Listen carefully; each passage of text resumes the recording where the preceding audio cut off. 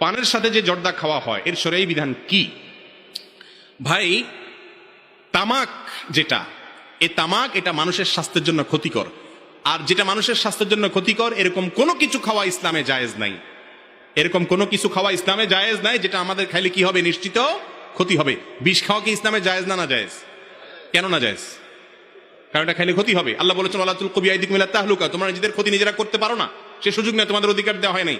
আত্মহত্যা করা জায়েজ না গুনার কাজ? জর্দা, তামাক, সাদা পাতা, এগুলো আমাদের লাভ হয় না ক্ষতি হয় খাইলে? পেট ভরে?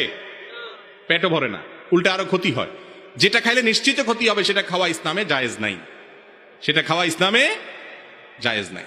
মিষ্টি জর্দা যেটা মুখের গ্রান টানের জন্য খাইলো এটা খেতে পারে, কিন্তু সাদা পাতা অথবা তামাক এগুলো খাওয়া জায়েজ নাই। মুরব্বীরা ছেড়ে দেন, পাঁচ ওয়াক্ত নামাজ পড়েন আর জর্দা একটু পরপর খান, এটা জায়েজ নাই, ভুল কাজ, এটা খাইলে ক্ষতি হবে। বিড়ির খায় যারা, সিগারেট খায় যারা, এরা তামাক তামাক থাকে বাহিরে, ওইটা পোড়ায় শুধু ধোঁয়াটা টাইনা খায়, তাই না? আর পানের সাথে যদি আপনি সাদা পাতা খান আর ওই জর্দা খান, তামাক খান, তো ডাইরেক্ট ওটা খাই ফেললেন, এটা তো সিগারেট, কাঁচা সিগারেট খাওয়ার মতো হয়ে গেল, ঠিক না? ঠিক। সৎসাহস করতে হবে। অনেকে আবার এটা ছেড়ে গুল ধরে, মল ছেড়ে মূত্র ধরে, এটা উচিত নাই। অখাদ্য কুখাদ্য খাওয়া ছাড়তে হবে আমাদেরকে ইনশাআল্লাহ, এটা আমাদের জন্য ক্ষতিকর।